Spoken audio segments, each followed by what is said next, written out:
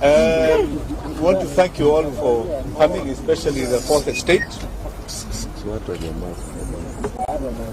This is a very serious moment in our country's history. We are going through probably the worst times of constitutional delinquency we have ever witnessed from a head of state.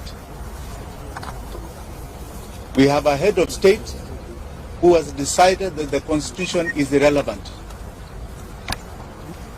We have police officers and so-called armed forces that have decided that our democracy and the tenets for which our forefathers fought for this country have been suspended. There is only God that we recognize that is above us. Everybody else is below the sovereign Kenyan. That is the wish of God. That is the constitution of this land. We have a statement here in relation to the killings and abductions that have been going on in this country ever since the peaceful demonstrations that started in June. Many of us on this table are victims of this. We have families here that have been so devastated by the loss of loved ones, especially young ones. But before I read this statement, I would appreciate your patience in recognition of some of the people who are seated here with me. Some people who are here with me have suffered untold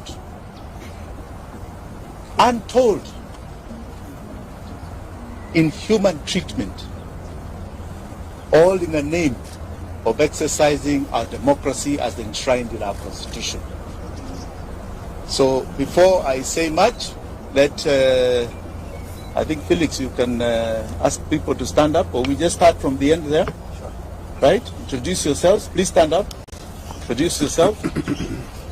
Hello everyone, my name is Adrian Goch. We are leading university student activism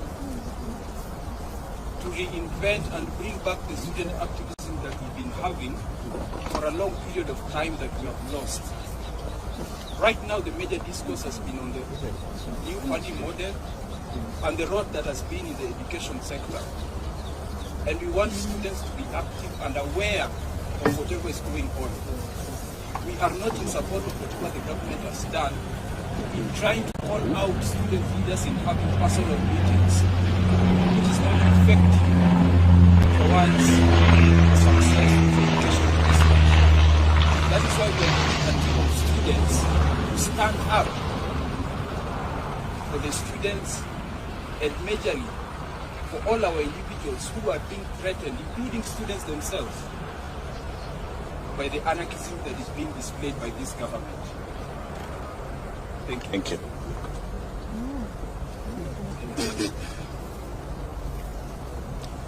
So hello everyone. Hi. I can see this issue because I believe at stake here is our very lives, our very existence. Police are killing people, hurting people, and I don't know why it should happen. In the media, the social media, about the bodies that were retrieved from Kware, the families of the victims, they are being threatened. The youths who helped to retrieve the bodies, they are being threatened by the DCI. I think this is uncalled for, and this is what we should stop. I don't know why people should lose their lives for someone to cling to power, for someone to refuse to get out of power. I think people have spoken, the people of Kenya. We saw the protests as Ruto in power because this man came into power through lies, lying to the people of Kenya, and this is what we are dealing with. We are dealing with an evil system that people who stop at nothing to continue killing into power. This is a problem that we must deal with squarely and know how to get out of this mess. Thank you so much for now. Kimani is a one-man army. Yes. Kamau, sorry. Endelea, Kamau. Thank you.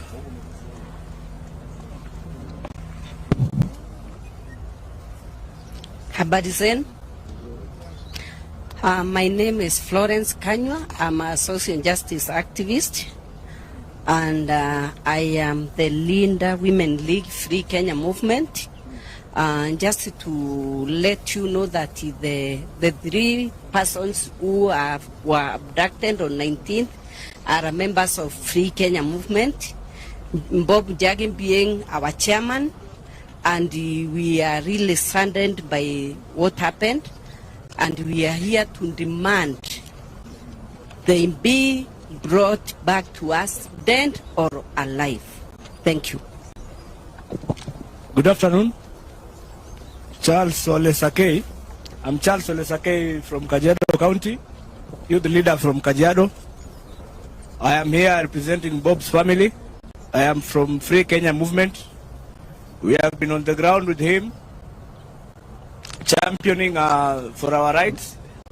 And the reason we are here today is because someone somewhere has decided kuliwa. Hatusemi walikuwa abducted. Serikali haijatupatia majibu leo, ikiwa ni siku ya 15 tangu hawa vijana kuchukuliwa na kupotea. Polisi wamedinae kwamba waliwa arrest ama wanawa. Lakini tumekuja tujiulize pia, kama polisi wanasema hawakushika hawa watu ama hawayuko na hawa watu, watuambie nani wako nayo. And I want to ask, itakuwaje kuna milisha ina operate kwa hii nchi na rais anasema hajui? Anasema hajui kwamba kuna watu wamepotea. The president the other day said that he is not aware.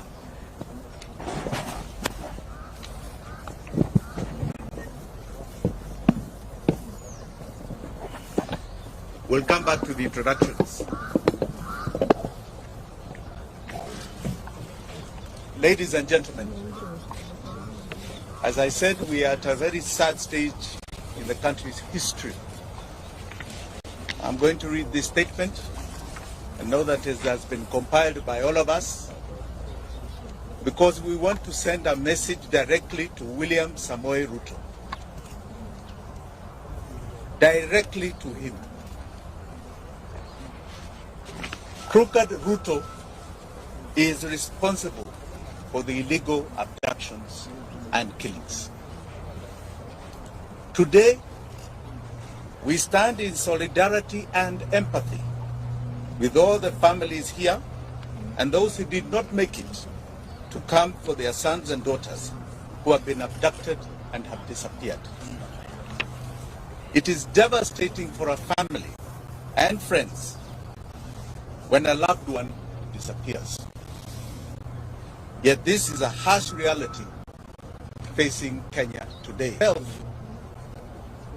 I'm very touched by the plight that has been going on, and more so because Bob Jagi and the Longman twins came to visit me in Kamkunji after I was illegally arrested by the police, to some of us personally. Your pain is my pain. We are sounding the alarm. We are on the edge of an abyss and moving speedily in the wrong direction. We must wake up and collectively demand for truth, accountability, and justice. Many times it is said that if it happens to one, we keep quiet. It happens to another, we keep quiet. Eventually it will land in each of our doorsteps of so-called terror suspects. We've seen it over the years. But because there is a security team that tells us that it's for our benefit, we keep quiet. Today they have extended it to people who have been peacefully demonstrating in this country. abductions is becoming a way of life. Extrajudicial killings a way of life. This is not the Kenya. Abductions, enforced disappearances, and extrajudicial killings in Kenya remain a state strategy to spread terror amongst us. The feeling of insecurity and fear it generates is not limited to close relatives of the abducted or the disappeared only. It affects each and every one of us. Illegal abductions and enforced disappearances violates the right to life, liberty, protection before the law, and protection from other cruel, inhumane treatment and punishment. And victims and survivors, like we have here. We have a young man here who was abducted all the way to Maragua. He will tell you his story. Abductions are a gross violation of the international law, including it is kidnapping people, kidnapping Kenyans.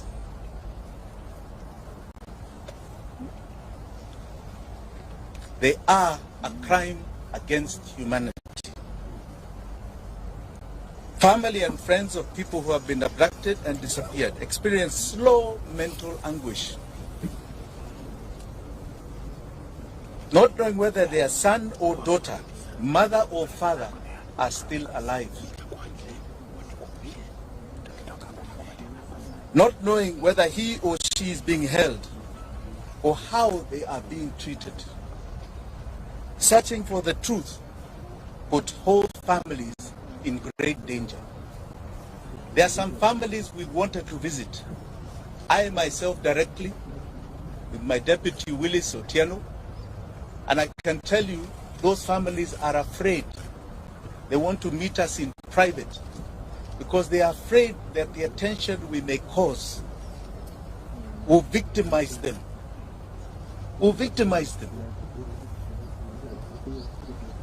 No order or instruction of any public authority, civilian, military, or other, may be invoked to justify a form of abduction, stroke kidnapping, to enforce disappearance.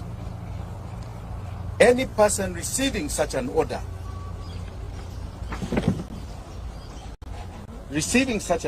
or instruction shall have the right and duty to not obey it.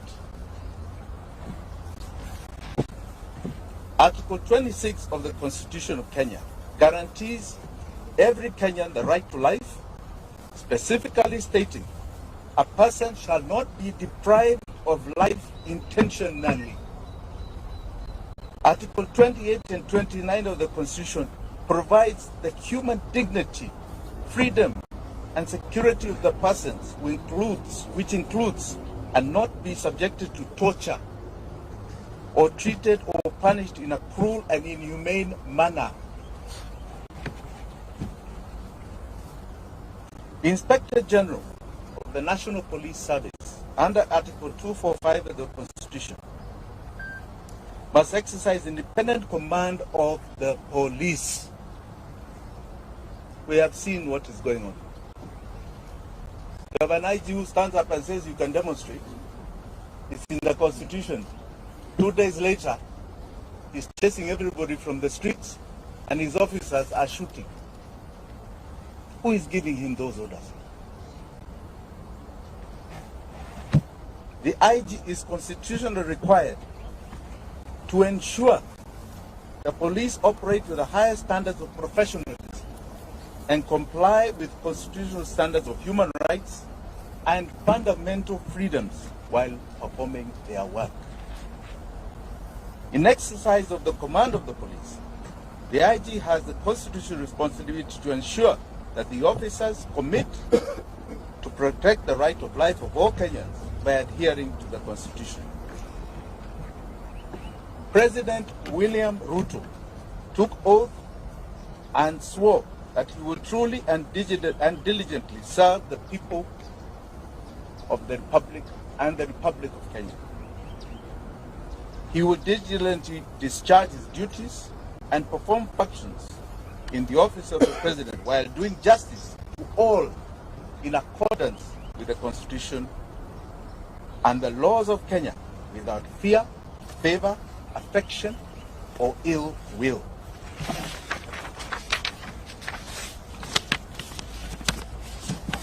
President Ruto, and I say crooked Ruto, the crooked man, took oath and swore to faithfully bear true allegiance to the Republic of Kenya and will obey, observe, protect, and defend the Constitution of this country. And he will protect and uphold the sovereignty, the integrity, and the dignity of every single Kenyan. That is an oath you are swearing to God before 54 million Kenyans. Regrettably, today it can be confirmed that crooked Ruto has not only violated the Constitution of Kenya, but has contravened his oath of office. He has become a constitutional delinquent. For the avoidance of any doubt, if any of you have any, crooked Ruto is solely responsible for the abductions, enforced disappearances, and the murders of young Kenyans, Gen Z. He has turned his police force into a political militia. Kenyans must never forget William Ruto's history. And Kenyans will never forget what he's doing to us today. Crooked Ruto is hypocritically mocking, laughing, and demeaning the abducted, disappeared, and murdered sons and daughters of this country, and their loved ones who are painfully crying daily. The only crime they have committed is exercising their constitutional and democratic right to peacefully and unarmed demonstrate on the streets in our country. We will not yield to crooked Ruto's tyranny. We will not. Because to yield is to advertise to all those that have fought for the democracy that we have today, starting from 1920. We are telling them that we have succumbed to the will of tyranny. William Ruto will not take us there. He is no different. When you look at that man, read the history of people like Pol Pot of Vietnam, Adolf Hitler. Read the history of Amin Dada, who was just next door to us, Umar Bashir, who created atrocities in Sudan. He is no different. It's not a man to glorify. That is a man to feel shame that he represents this great country called Kenya in any position. Finally, I wish to assure the abducted, the disappeared, and their families here and home, you shall never be forgotten by Kenyans. Ruto may forget, may ignore, but we will never forget. You are the true freedom fighters of our time. You are the heroes and heroines of this country. Forgetting you is rejecting our own identity. Forgetting you is to renounce the meaning of our life. Forgetting you means that we do not even love our own families. We will keep the memory of our abducted, our disappeared, our murdered. Forgetting them is allowing crooked Ruto to achieve his goal of erasing our loved ones from this earth. We are going to continue demanding justice. The abducted, the disappeared, the murdered shall live forever in our minds, in our hearts, and etched in the history of this country. Thank you very much. Do you have any questions? Yes. What's your name? My name is Barack Woodward from the Eastern Voice. The president recently said that he is not aware of any cases of abduction, and should there be someone who is aware of such a case, should provide the name. Yes, Moon. Have you and your team done? You know, crooked Ruto has a big problem. He seems to be delusional. The information is in public domain. The media has over and over stressed names. Are you telling me he does not listen to the media? He doesn't watch TV like all of us? If he was true to the oath of office that he took, he doesn't wait for people to submit names. He would have already set up an inquiry with the allegations that are already there. He should be informing us what is going on. The only reason he is doing that is because he is the one who is doing it. Okay? Let us not mince our words here. Those are his instructions being obeyed by others. And he will be held to account. The days when people just got away with things are over. The level of accountability Kenyans are demanding, and the world, is at an all-time high. He will not get away with it. Any other question? Yes.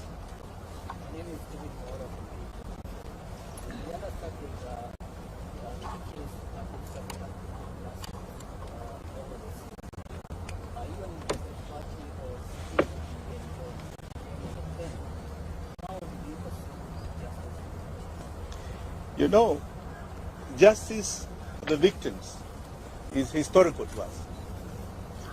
When we had ICC, that was an attempt to deal with justice for the victims. We had 1,400 people who died, 2007, 2008. Today we are talking, we don't even know the exact number. We have bodies in the mortuary, unclaimed, unidentified. We have bodies being found in rivers and swamps and dump sites. We don't know how many. We can only estimate there may be a few hundred. I think we must start looking for justice elsewhere. We are going to make sure they are accountable in this country. One of the greatest cases that has happened, and I like you to all follow this case, is the case of justice for Baby Pendle.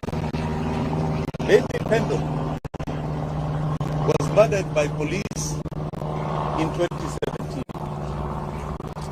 And that case is coming out October the 3rd in our High Court here in Nairobi. That case is taking to court what you call the commanders of that case. The OCS, the OCPD, regional commander, people who actually committed the murder, and holding them personally liable, criminally liable for the death of Baby Pendle. One case at a time is going to achieve things you have never imagined. We've been very supportive of that case. It has taken 5 years. We are now almost at a critical point. So I want to warn all these commanders who are taking instructions Watch the Baby Bendo case. It is coming to you. Each and every one of you. Whether you're the IG, whether you're the DCI, whether you're NIS, whether you're not CPD, it is coming to each and every one of you. And you will face justice for the victims. Yes? My name is Daniel Sare. Do you think the courts are doing justice to those people that have had the cases, their cases taken to court? So far, I have no major complaints to the court system. I don't. I think they're doing a very good job. Today we got an order. I think the IG is supposed to appear this afternoon. Yes. Well, I think we're quite happy with what is going on in our courts. Yes. My name is Sophia from KK. I just Yes, wanted Sophia. to know, to clarify, have you, I know you have, I just want to hear from you, have you actually reported, the missing people, and what has been their reaction from the, the DCI and the guys that you reported the cases? They have been reported to every single police station that is responsible. In other words, where we assume, let's just say we are assuming, were the areas of abduction or the areas where the families come from. They have been reported. Have you ever sought a comment from the IG? Have you? You're asking us, have you? Why are you not seeking comments from those people? They are the abductors. They are being accused every day. I'm here accusing them. Let them stress their defense. Okay? I was just asking if you follow the due diligence. Absolutely. But the onus is not on us. The onus is not on us. It has been done. But don't be like them who want to say, oh, nyinyi mufanya report, mufanya. It's not about us. You think people are creating fake bodies and fake missing persons? Let's be sincere. It has been followed. And as you can see, there are people who are living in their own reality. They don't want to acknowledge that there is such a thing. Yes. Yes, Lugu. So far as Jimi Wanjigi, how many families have you reached to be able to communicate about the missing person? How many families? How many are there so far? About 12. About 12. Yes, about 12. But as I told you, we are having very serious challenges because these families are very frightened. And they feel if we draw too much attention to them, they will be victimized.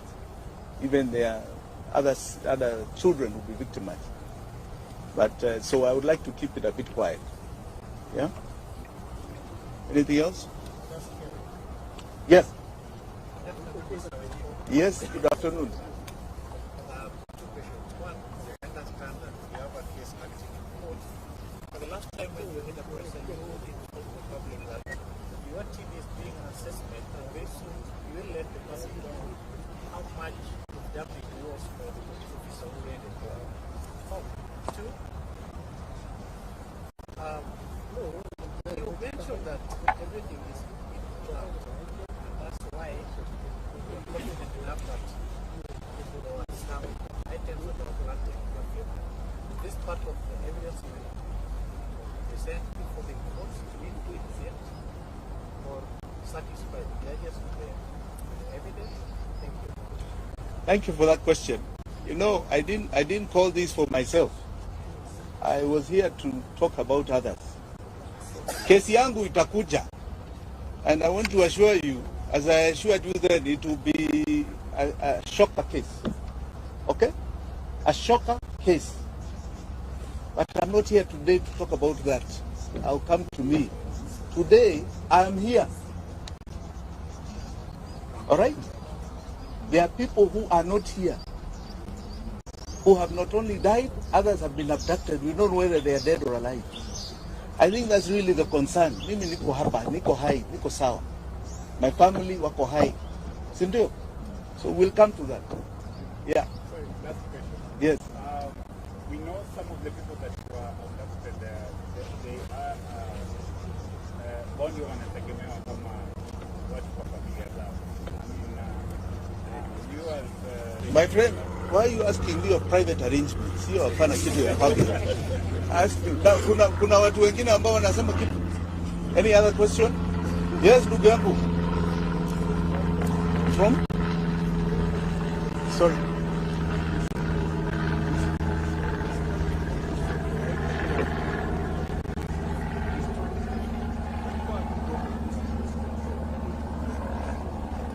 You know, I don't think it's about resignation alone.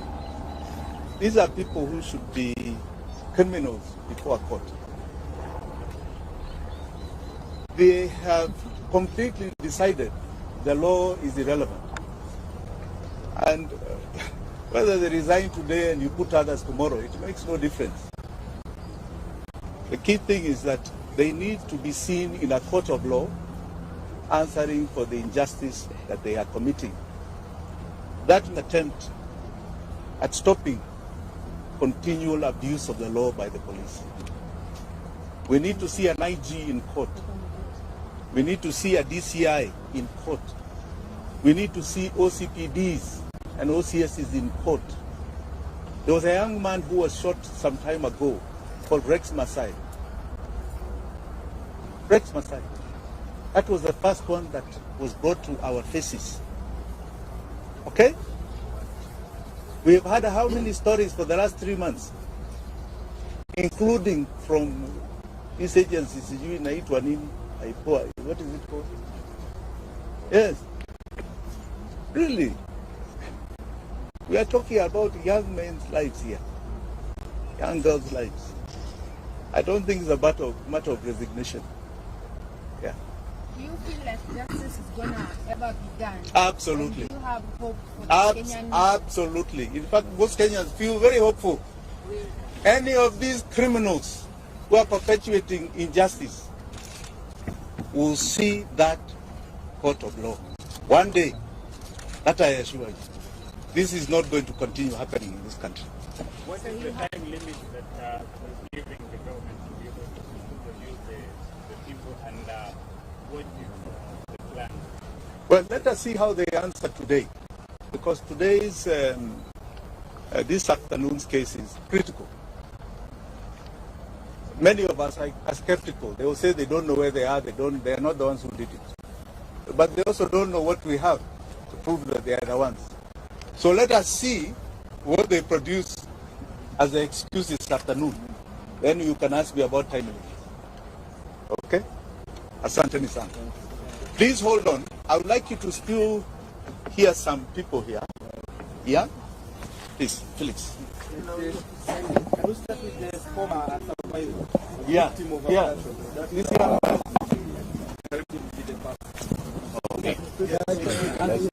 man. Exchange Down with extrajudicial killings, down. That's down. Down. Viva.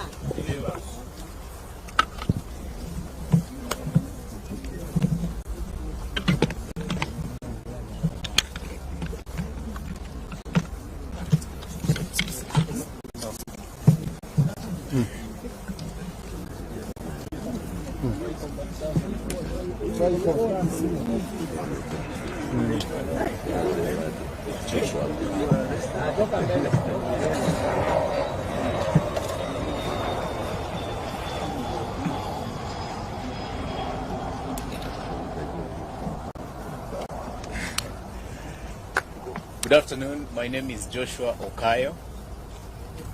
I am a student undertaking my advocates training program at the Kenya School of Law, and also the president of the Student Governing Council at that institution. I have been very actively participating in the protests that we've seen in the past 2 months. And I remember on 18th of June, I met Advocate Wakili Willis here. We were actually with him on the street. And it appears to me that this was history writing itself. I got abducted on 26th of June and was released or rather when I realized that I was released, that was 28th of June. Because I found myself at the bank of Maragua River in Murang'a. So today I'm here because I'm here in solidarity with the families, friends, relatives, and everyone else who are related to our brothers and sisters who have since gone missing but have not been found. I am here because this speaks to me. I am here because I identify with the case in question right now. Were it not for efforts like this, were it not for such pressure, probably I would have been found dead. Sometimes I sit down and reflect, and I see the mere reason why I should also fight for other people, the way my friends and the whole nation fought for me. I would encourage Kenyans to all push for the release of these people. And to William Ruto, the young people are on your case. We are on your case. You have seen people going around the country exposing fraud, exposing theft and corruption. That is just a process to ultimately get you out of office. It might take time. It might be slow. But I can promise you, ultimately, the voices of the people of Kenya shall reign supreme. I want to say, Paul, to the families, because I know how this affects families. Family members, they could do nothing. The problem is that we have a generation that believes we are very powerless to the extent that a president cannot be called by name. We have to change our view, and we have to avoid this self-aggrandizement that has been, the impression of self-importance that has been sold to us, and we have to call.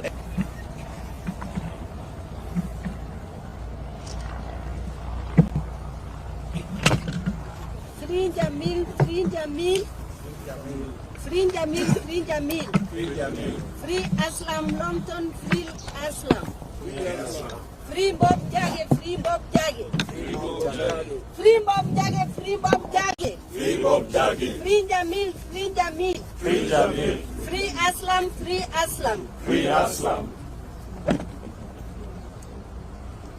Thank you very much. I'm Willis Otieno, advocate of the High Court of Kenya.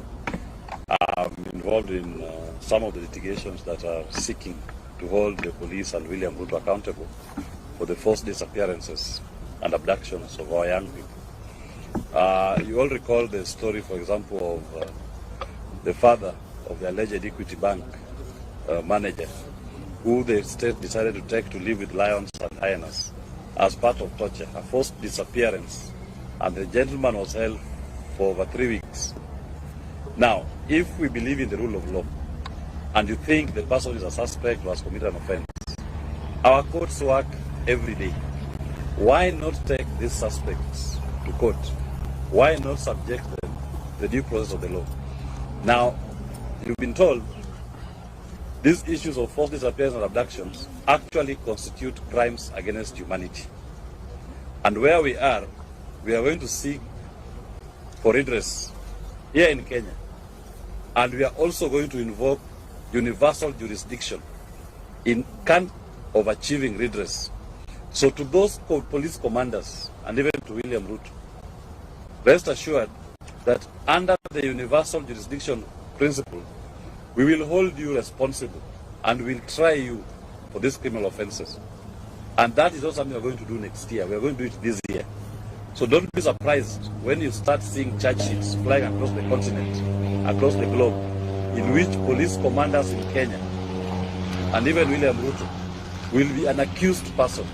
Those fake charges they register in Kenya against innocent Kenyans who are exercising their rights under the Constitution we are going to have genuine charges registered against them in their names in Kenya and abroad.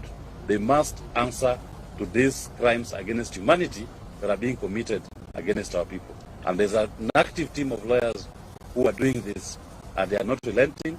We've collected enough evidence that has made the threshold for universal jurisdiction to be invoked. Thank you. I think one more word. I have one more word. One more word.